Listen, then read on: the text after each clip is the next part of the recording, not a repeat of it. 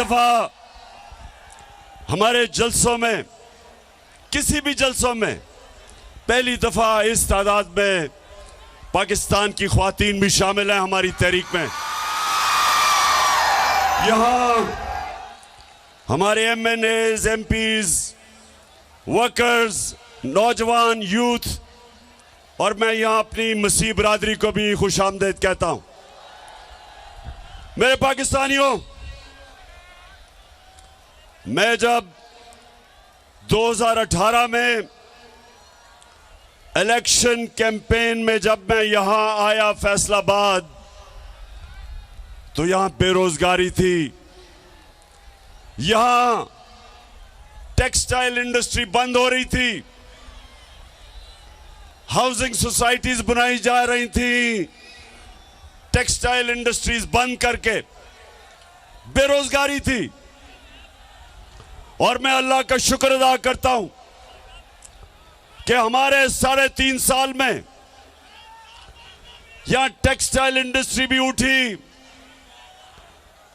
यहां रोजगार भी मिला, इर्द गिर्द किसानों के, पहली दफा किसानों के पास इतना पैसा आया, उनकी फसलों के ऊपर उनको पैसा मिला। गन्ना जो किसान उगाता था और जो शुगर माफिया उसको पैसे नहीं देता था, हमने उनको पैसा दिलवाया, हमने टाइम पे कीमत दिलवाई। और जब पैसा गया देहात में, किसान ने अपनी जमीनों पे लगाया, और पिछले 2 साल हमारे सबसे ज्यादा 4 बड़ी बड़ी फसलों की पैदावार हुई और कीमत भी मिली। आज जब मैं फैसलाबाद, यहां पहले मैंने जलसा किया 2 महीने पहले, अब मैं फिर यहां हूं आपके पास। कभी भी सियासी जलसे 3-4 साल के बाद एक शहर में होते थे, उससे पहले नहीं होते थे। ये पहली दफा है कि 2 महीने में फिर फैसलाबाद जलसा कर रहा हूं, और माशाअल्लाह इस तादाद में अवाम आई है जलसे पे। लेकिन मुझे अफसोस से कहना पड़ता है कि फैसलाबाद में इंडस्ट्री बंद हो रही है, पावर लूम वाले मेहनत कश वो बंद हो रहे हैं, जो शटल लूम वो भी बंद हो रही हैं, जो एक्सपोर्ट करते हैं। बेरोजगारी बढ़ रही है, और उसके अलावा जो बिजली की कीमतें, पेट्रोल और डीजल की कीमतें,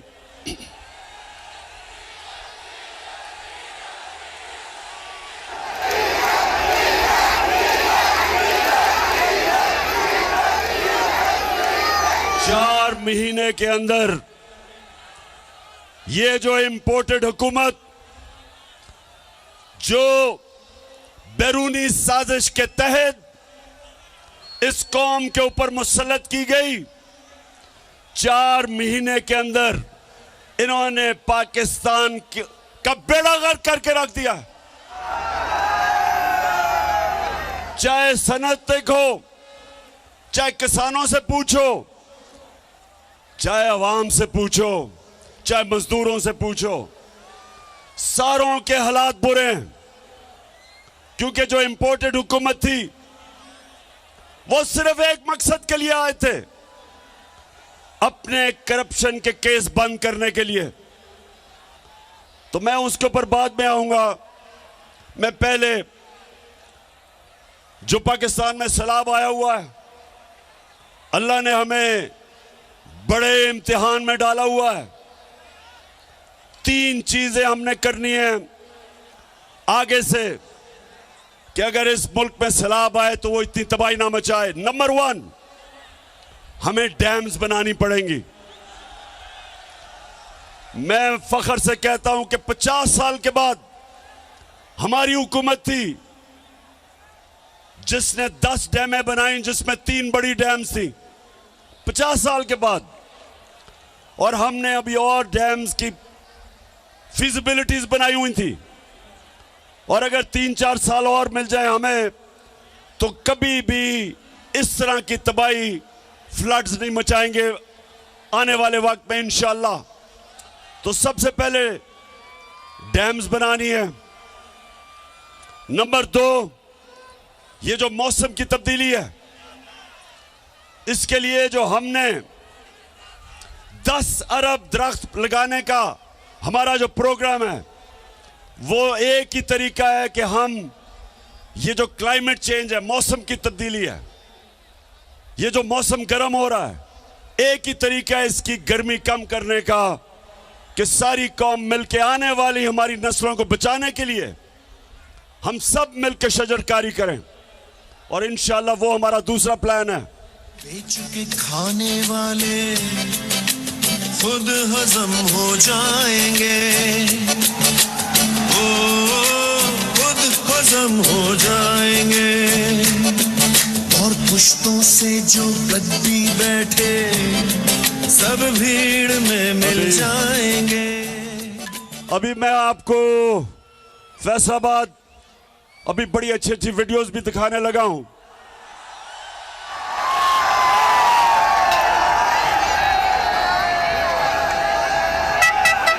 लेकिन उससे पहले मौसम का मैं सिर्फ आपको बता दूं कि हमने मौसम की तब्दीली को भी रोकने के लिए इस कौम ने मिलकर शजरकारी करनी है, हमने डैम्स बनानी है। और तीसरी चीज, जब पानी आता है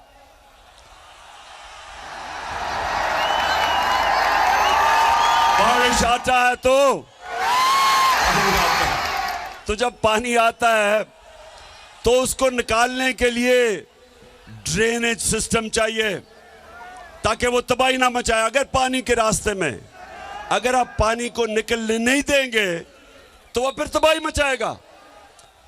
तो इसलिए ये भी अभी हमने ड्रेनेज सिस्टम ठीक करना है। जिस तरह दराए सिंध के साथ राइट बैंक और लेफ्ट बैंक कनाल है जो बंद हैं, जिनको कब्जे हो गए हैं। कई कराची की तबाही है क्योंकि नालों के ऊपर लोगों ने कब्जे कर लिए हैं। तो इंशाल्लाह ये तीसरी चीज। और चौथी, इंशाल्लाह अगले इतवार को मैं फिर से टेलीथॉन करूंगा और खास तौर पे बैरून मुल्क पाकिस्तानियों से इंशाल्लाह अरबों रुपया आपको इकट्ठा करूंगा सैलाब के मुतासरीन के लिए। अच्छा, फैसलाबाद थोड़ी सी जरा संजीदा बातें देखें। फैसलाबाद वो शहर है, इंडस्ट्रियल सिटी है, पाकिस्तान का मैनचेस्टर है।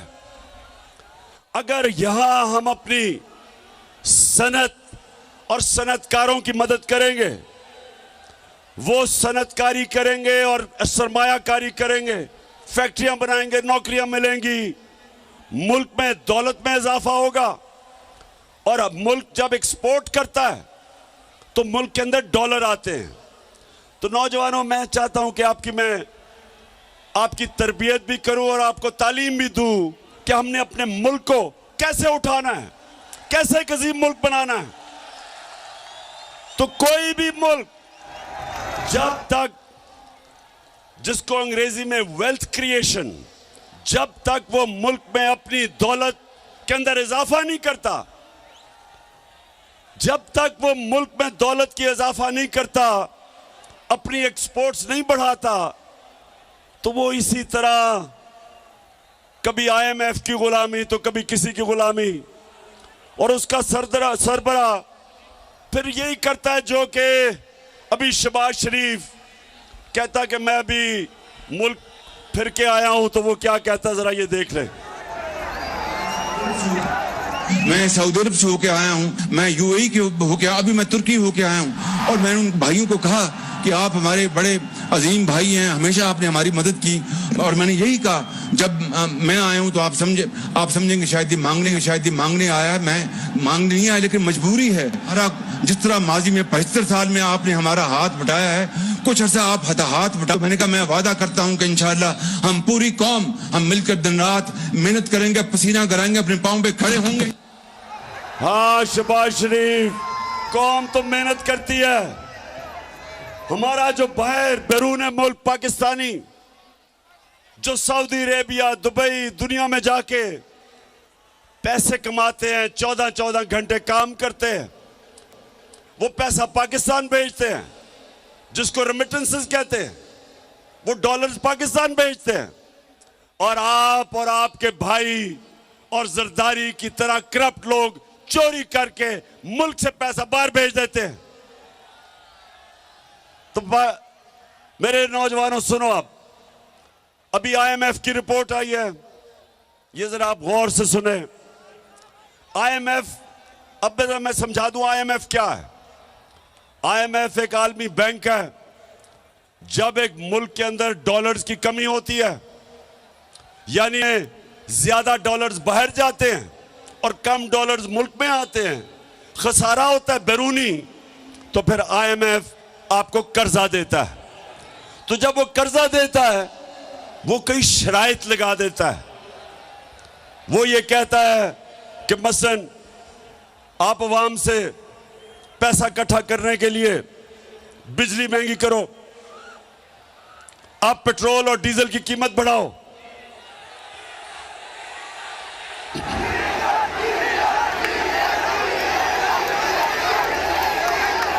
वो जोर लगाता है। वो कहता है कि जब तक खसारा खत्म नहीं होता तो तुम कीमतें बढ़ाओ। हम जब हमारी हुकूमत थी, हम क्या कर रहे थे? हम कहते थे IMF को कि देखो, हम अपनी दौलत में इजाफा करेंगे, हम अपनी इंडस्ट्री को इंसेंटिव देंगे कि ताकि इंडस्ट्री ज्यादा पैदावार पड़े, ज्यादा इंडस्ट्रीज लगे। हम अपने किसान को उसकी मदद करेंगे ताकि वो ज्यादा पैदावार, उसकी फसलें ज्यादा पैदावार करे। और जब ज्यादा पैदावार होगी, हमारी दौलत में इजाफा होगा, हम आपके कर्जे भी वापस कर देंगे और हम अपनी आवाम के ऊपर बोझ कम करेंगे। क्योंकि जब हमारा टैक्स बढ़ जाएगा, उस टैक्स से हम आवाम को सस्ती बिजली भी देंगे, सस्ता डीजल और पेट्रोल भी देंगे।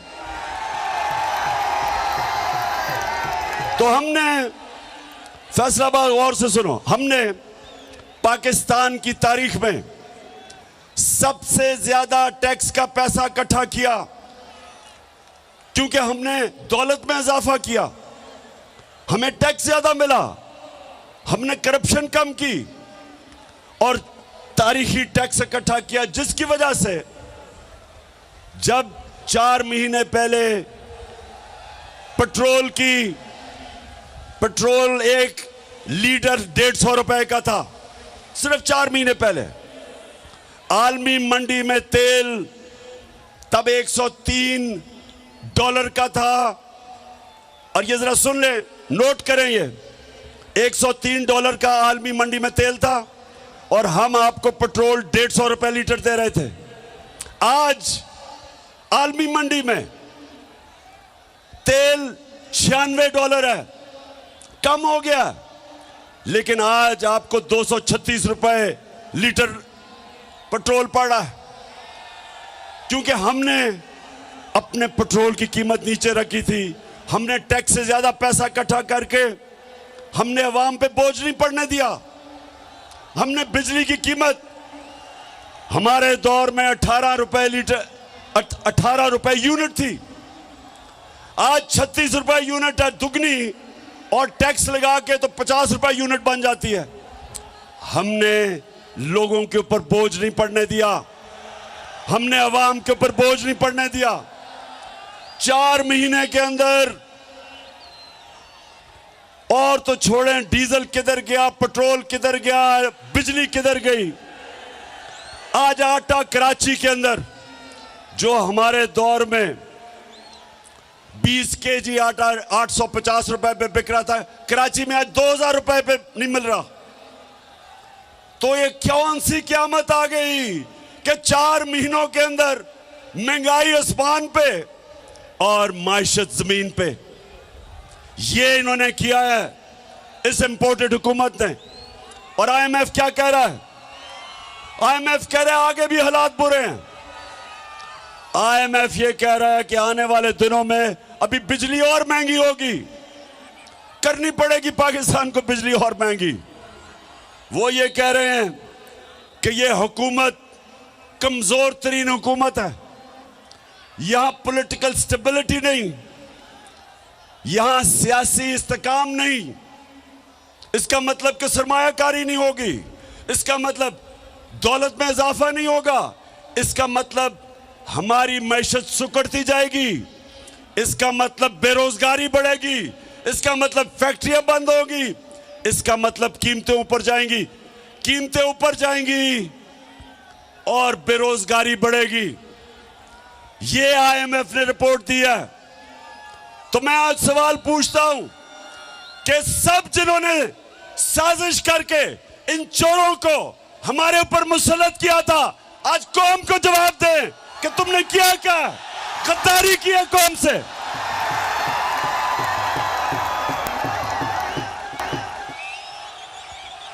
आज कौम आपसे जवाब मांग रही है। सब जो मुलव्विस थे इसमें, इन चोरों को हमारे ऊपर मुसल्लत किया, और उन चोरों ने सिर्फ एक काम किया, आते साथ ही 1100 अरब रुपए की अपनी चोरी आते साथ ही इन्होंने माफ करवाई। आते साथ ही असेंबली में इन्होंने बिल पास किया, और बिल पास करके 1100 अरब रुपया जो इन्होंने अवाम से चोरी किया था वो इन्होंने माफ करवाया। नौजवानों, फिर से मैं आपको बता दूं, करप्शन और चोरी में क्या फर्क है? करप्शन और चोरी में क्या फर्क है? नौजवानों, टेस्ट कर रहा हूं मैं तुम्हारे में कितना शऊर है। बताओ, चोरी होती है जो आपकी जेब से मोबाइल फोन चोरी कर ले, चोरी होती है कि आपके घर में आके कोई चोरी करके आपका टीवी उठा के ले जाए, आपके पैसे चोरी कर ले, इसको चोरी कहते हैं।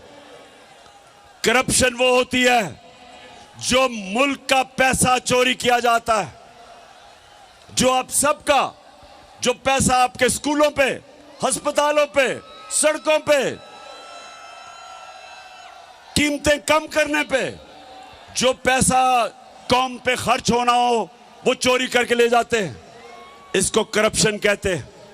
और आईएमएफ ने एक और बात की, ये पहली दफा आईएमएफ ने ये बात की है कि एक बहुत बड़ी वजह कि पाकिस्तान के जो माशी हालात इतने बुरे हैं, जो हमारा दिवालिया निकला है, उन्होंने कहा एक बहुत बड़ी वजह हुकूमती करप्शन है।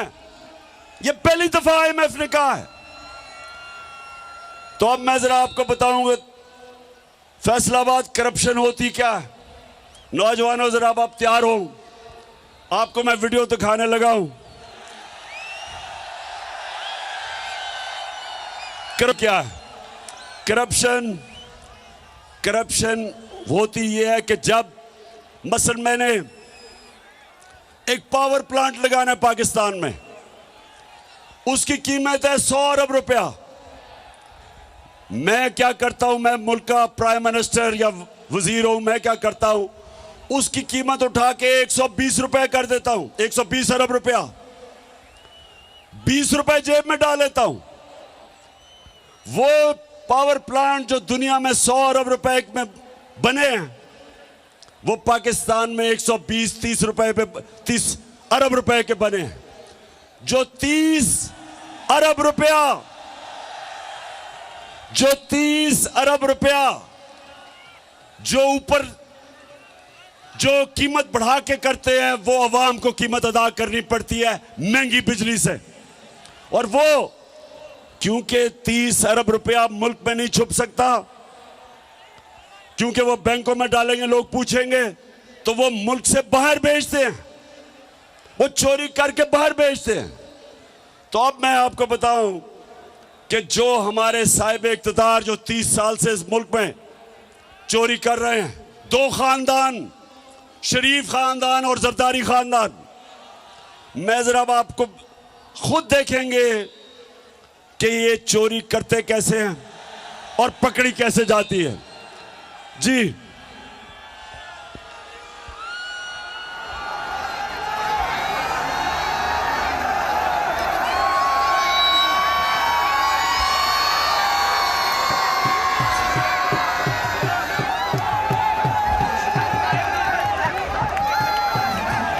इतनी है कि आप कोई प्रॉपर्टी आप ले सकते हैं कि आपने मेफेयर के अंदर जो आपकी 4 अपार्टमेंट्स हैं उनकी 1 अरब से ज्यादा 1 अरब रुपए से ज्यादा उनकी कीमत है। अब 4.5 अरब तक पहुंच गई है उनकी कीमत। आपने अपनी जो टैक्स में टोटल आमदनी बताई है 94 में 1.5 लाख रुपए है। मुझे ये बताएं कि आपने अरबों रुपए की मेफेयर में प्रॉपर्टी खरीदी कैसे ना आपकी। अच्छा, ये आज से 10 साल पहले मैंने इनसे सवाल पूछा शरीफों से कि ये आपके पास लंदन में महंगी तरीन जगह लंदन यूरोप की सबसे महंगी तरीन शहर है, उस शहर की सबसे महंगी तरीन जगह मेफेयर में मैं इनसे पूछता हूं तुमने किधर से ये पैसा आया? तो ये जरा अब मरियम बीबी का सुने।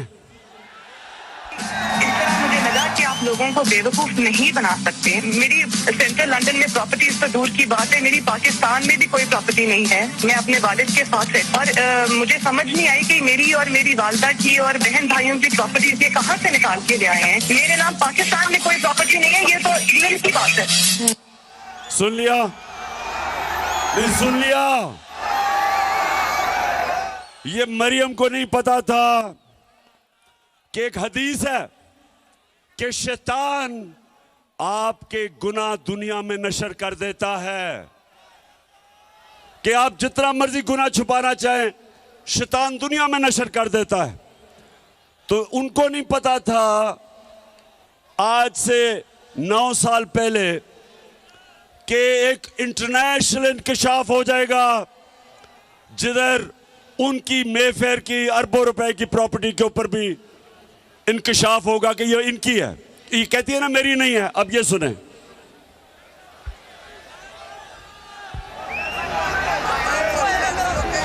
नवाज शरीफ, मरियम नवाज, हसन नवाज और हुसैन नवाज के बैरून मुल्क खुफिया असासों का इंकशाफ। पनामा लीक्स ने बैरून मुल्क खुफिया दौलत का भांडा फोड़ दिया। इंकशाफ हो गया। वो कह रही थी कि मेरी प्रॉपर्टी नहीं। अब ये उनके भाई साहब जब इंकशाफ हो गया तो 2016 में वो क्या कहते हैं, ये सुने।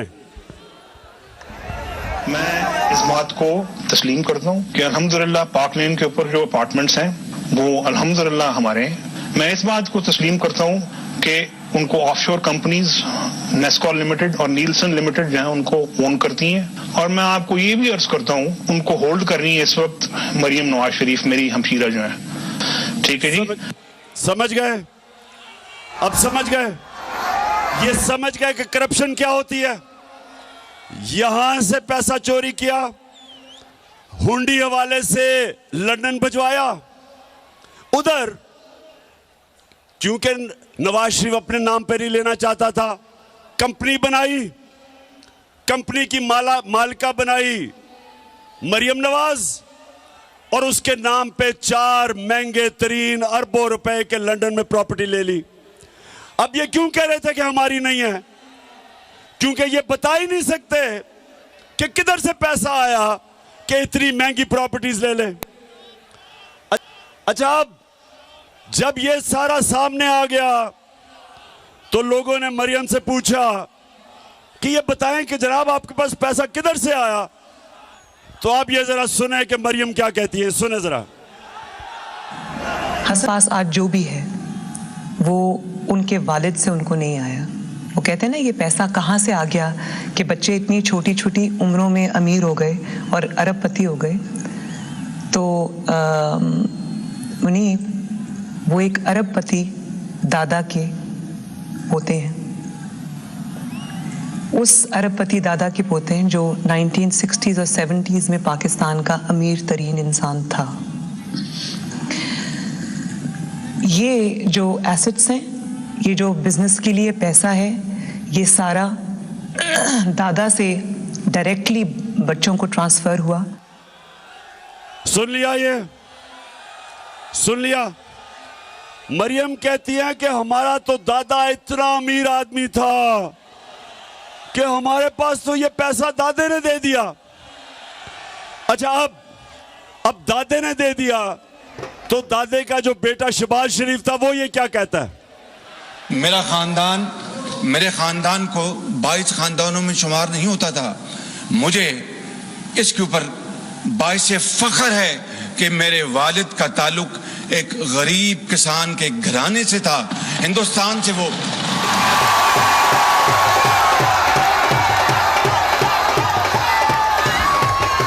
वैसे मैं मरियम को दाद दूंगा, मैं आज उसे अप्रिशिएट करना चाहता हूं।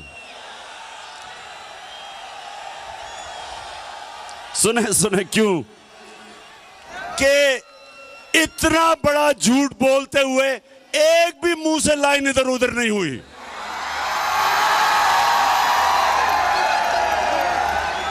यानी झूठों का बादशाह बना। इतने सीधे मुंह से मेरा तो दादा बड़ा अमीर आदमी था। वो या तो दादा कोई और था या शहबाज शरीफ। वो शहबाज शरीफ कहता है मेरा बाप गरीब आदमी था, वो कहती है मेरा दादा अरबपति था। अब ये मैं आपको क्यों दिखा रहा हूं? ये इसलिए दिखा रहा हूं मेरी कौम आप समझ जाओ कि 30 साल से आपके मुल्क को लूटा जा रहा है।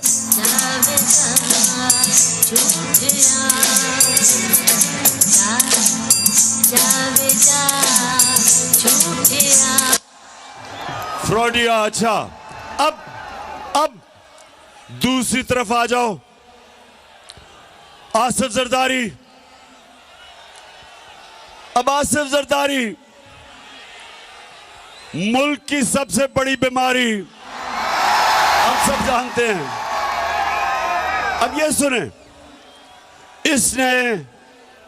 इसने $60 मिलियन जो होता है 13 अरब रुपया इसने स्विट्जरलैंड में रखा हुआ था। मुशर्रफ की हुकूमत ने जब पता चला तो मुशर्रफ की हुकूमत ने कानूनी कार्रवाई की और वो जो पैसा था वो कानूनी कार्रवाई के बाद वो पाकिस्तान को आना था।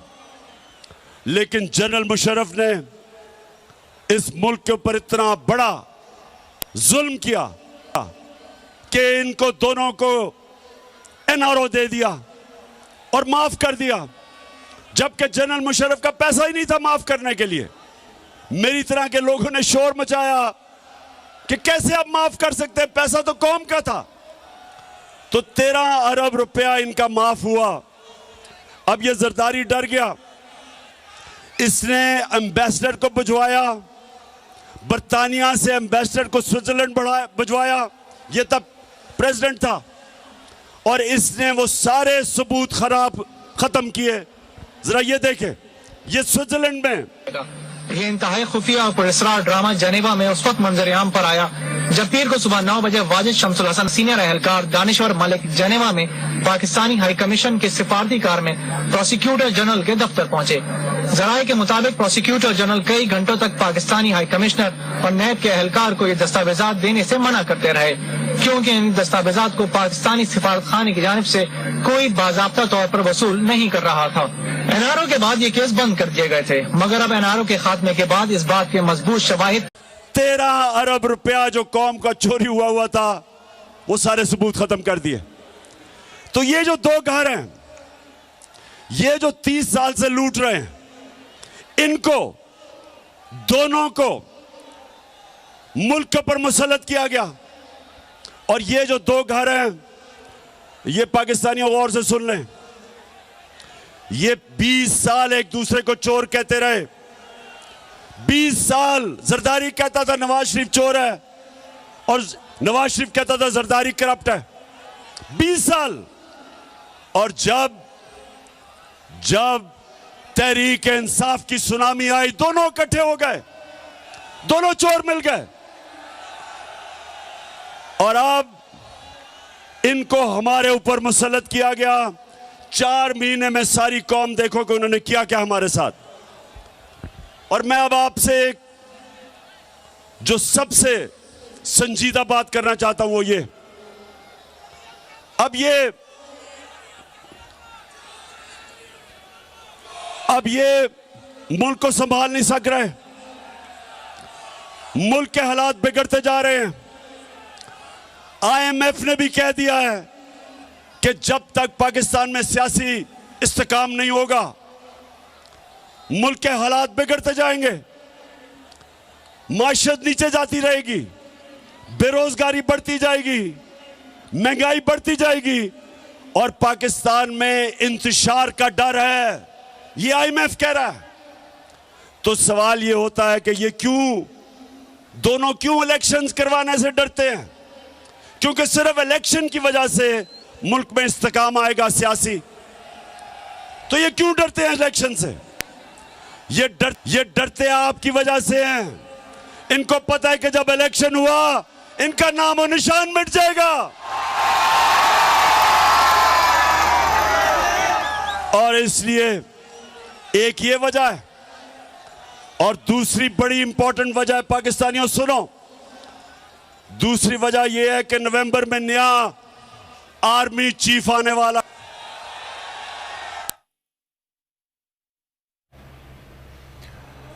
चेयरमैन तहरीक इंसाफ इमरान खान इस वक्त खिताब कर रहे हैं। आज पाकिस्तान तहरीक इंसाफ फैसलाबाद में पाशो कर रही है। आपको बताते चलें कि खिताब करते हुए चेयरमैन तहरीक इंसाफ इमरान खान का कहना था कि 4 महीने में महंगाई आसमान पर और मईशत जमीन पर गिर गई है। उन्होंने मजीद कहा कि IMF कहता है कि सियासी इस्तेहकाम नहीं, आगे और महंगाई होगी। आने वाली नस्लों के लिए हमें शजरकारी करना होगी। IMF जब पैसा देता है तो अपनी शराइत भी लगाता है। चेयरमैन तहरीक इंसाफ ने कहा कि आलमी मंडी में $103 फी बैरल तेल पर हमने पेट्रोल की कीमत $150 रखी। 4 महीने में महंगाई आसमान पर और मईशत जमीन पर पहुंच चुकी है। और साथ साथ चेयरमैन तहरीक इंसाफ ने कहा कि शहबाज शरीफ तुम्हारा भाई और जरदारी पैसा चोरी करके बाहर भेजते हैं। इमरान खान ने कहा कि शहबाज शरीफ कहते हैं मेरे वालिद का ताल्लुक एक गरीब घराने से था। है ये राहे अमल, आओ सब साथ चले, कहती है ये राहे अमल, आओ हम सब साथ चले, मुश्किल हो या आसानी, हाथ में डाले हाथ चले, मुश्किल हो या आसानी। अच्छा सुनो, ये सुने गौर से, दोनों का पैसा बाहर पड़ा है। दोनों जब मुश्किल आती है, जरदारी जेल से निकल के मुशर्रफ के दौर बाहर भाग गया, नवाज शरीफ जेल से निकल के मुल्क से बाहर भाग गया, NRO लेके दोनों वापस आ गए। फिर थोड़ी मुश्किल पड़ी जब जरदारी ने कहा मैं ईंट से ईंट बजा दूंगा, डर के फिर बाहर भाग गया। नवाज शरीफ वो जो झूठ बोल के यहां से गया वो फिर बाहर भाग गया। बच्चे इनके बाहर, इसके नवाज शरीफ के 2 बेटे कहते हैं कि हम पाकिस्तान के शहरी नहीं, वो बाहर बैठे हैं। जरदारी वो आदमी है जिसने मेमो गेट के अंदर अमेरिकनों को कहा था, हुसैन हुकानी को उसने भेजा, एडमिरल मलन को, कि मुझे पाकिस्तानी फौज से प्रोटेक्शन चाहिए। ये सुने जरा। आज पाकिस्तान तहरीक इंसाफ फैसलाबाद में पाशो कर रही है और इमरान खान इस वक्त स्टेज पर मौजूद हैं और खिताब कर रहे हैं। चेयरमैन तहरीक इंसाफ ने कहा कि मरियम तो कहती है हमारे दादा इतने अमीर थे कि ये पैसा उन्होंने दिया। दूसरी जानिब शहबाज शरीफ कहते हैं कि मेरे वालिद का ताल्लुक एक गरीब घराने से था।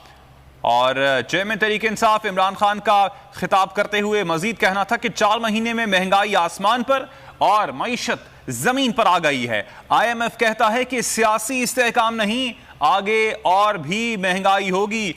और IMF जब पैसा देता है तो अपनी शराइत भी साथ लगाता है। चेयरमैन तहरीक इंसाफ ने कहा कि आने वाली नस्लों के लिए हमें शजरकारी करना होगी। आलमी मंडी में $103 फी बैरल तेल पर हमने पेट्रोल की कीमत $150 रखी। 4 महीने में महंगाई आसमान पर और मईशत जमीन पर आ गई। सियासी इस्तेहकाम का वाहिद हल साफ और शफाफ इंतखाबात है। उन्होंने कहा कि जब तहरीक इंसाफ आई तो सारे के सारे चोर इकट्ठे हो गए। खिताब करते हुए इमरान खान ने कहा कि शहबाज शरीफ, जरदारी दोनों का पैसा बाहर पड़ा है, ये झूठ बोलकर बाहर भाग जाते हैं और आसिफ जरदारी मुल्क की सबसे बड़ी बीमारी है।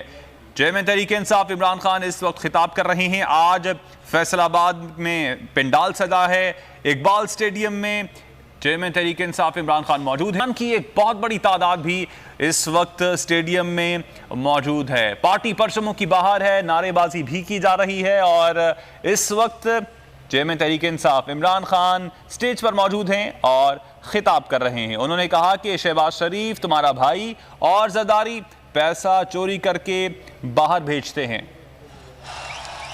आज भी हम सोचते हैं कि हमारी इंशाल्लाह टीम अच्छी करेगी। तो मैं फैसलाबाद आपसे आखिर में देखें, जिधर हमारा मुल्क खड़ा है, मैं नौजवानों को खास तौर पे आज कहना चाहता हूं, मेरे नौजवानों, आपने तैयार होना है मेरी कॉल के लिए। इस मुल्क की हकीकी आजादी के लिए आपने मेरे साथ खड़ा होना है। आप सब मुझे बताएं कि क्या जब मैं आपको कॉल दूंगा आप मेरे साथ निकलेंगे? माशाल्लाह और इंशाल्लाह। और मैं अपनी बहनों को भी खास तौर पे, क्योंकि हमारी ख्वातीन भी घरों में इनकलाब आ रहा है। दो तरह के इनकलाब होते हैं फैसलाबाद। एक इनकलाब होता है खूनी इनकलाब, जब ऊपर वो कब्जा कर लेती है एक ऐसी एलीट, एक ऐसा साहिब इक्तदार जो मुल्क का खून चूसते हैं, तो या उनको एक खूनी इनकलाब जो आयतुल्लाह ख़ुमैनी लेके आया था ईरान में, या वो खूनी इनकलाब से जाते हैं और या सारी कौम मिलके इलेक्शन के जरिए इनको खत्म करती है। तो हमने इंशाल्लाह, हमने जिसको सॉफ्ट रेवोल्यूशन कहते हैं, हमने सबने मिलके इस मुल्क में ये जो कब्जा ग्रुप है इसको हटाना है और आप सबने मेरे साथ मिलना है। मैं हूं आपका कप्तान, आप है मेरी टीम।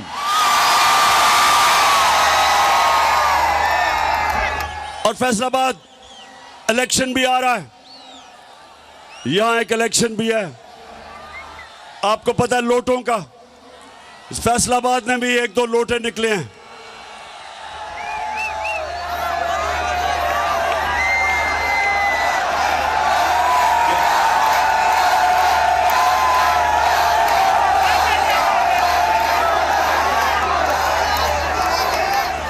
तो एक तो आप सब ने मेरे से वादा करना है, हाथ खड़ा करके।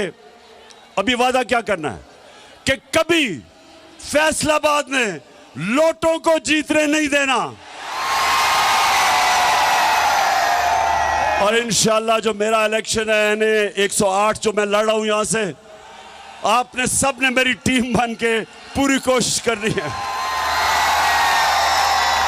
इंशाल्लाह हम ये इलेक्शन भी जीतेंगे, हम बड़ा इलेक्शन भी जीतेंगे और इंशाल्लाह इस मुल्क में, इस मुल्क को हकीकी तौर पे आजाद करके एक अजीम कौम बनाएंगे। इंशाल्लाह वो कौम जिसका नारा था कि पाकिस्तान का मतलब क्या और मेरा तेरा रिश्ता क्या। और जब हमारा ईस्ट पाकिस्तान से रिश्ता टूटा, क्योंकि हम ला इलाहा इल्लल्लाह से पीछे हट गए, क्योंकि हमने ईस्ट पाकिस्तान के लोगों से इंसाफ नहीं किया। जब आप इंसाफ नहीं करते इंतशार होता है और अल्लाह का हुक्म है, अल्लाह का तो हुक्म है कि मेरी जमीन पे इंसाफ कायम करो। तो फैसलाबाद हमारा रिश्ता सारे पाकिस्तानियों का ला इलाहा इल्लल्लाह है और हमारा अल्लाह से वादा है ला इलाहा इल्लल्लाह के हम सिवाय अल्लाह किसी के सामने नहीं झुकते, ना किसी ना अमेरिकनों के सामने झुकते हैं, ना पैसे के सामने झुकते हैं, ना खौफ के बुत के सामने झुकते हैं, ना लालच के सामने झुकते हैं। हम एक खुददार कौम है, हम एक गैरतमंद कौम है और इंशाअल्लाह हम एक दिन आएगा कि सारी दुनिया में हमारे हरे पासपोर्ट की इज्जत होगी। पाकिस्तान जिंदाबाद।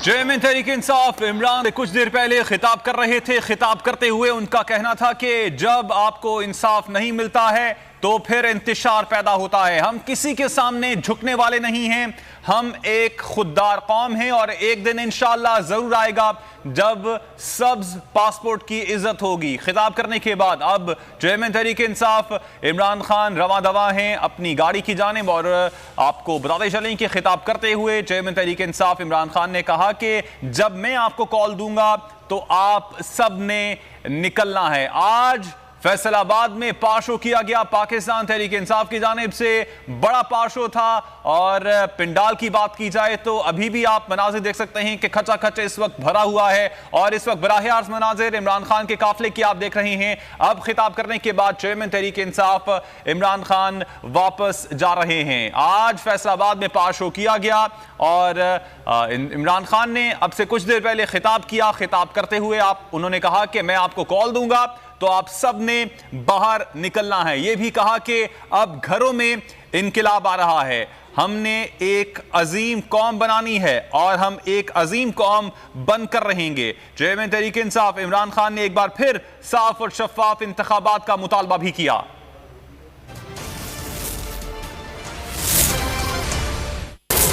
ऐसा गुलाबी ग्लो जो रोशन करे सबको। नया लक्स, खूबसूरती जो रोके ना रुके। पेश है नया लक्स, मुनफरिद गुलाब और विटामिन ई की खूबियों का मिलाप। ये दे आपको गुलाबी ग्लो।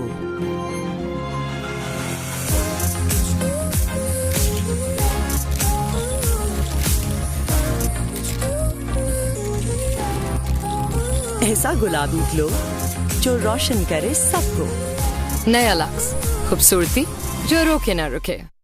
वो कहानियां सुनाती भी थी और बनाती भी थी। फिर शेर आया, सारे जानवर भाग गए। मम्मा, शेर क्या खाते इतने पावर्स के लिए? पराठा। ये उसकी ममता ही तो थी जो मेरे लिए शेर को भी पराठा खिलाती थी। आज भी कुछ भी तो नहीं बदला। आपको पता है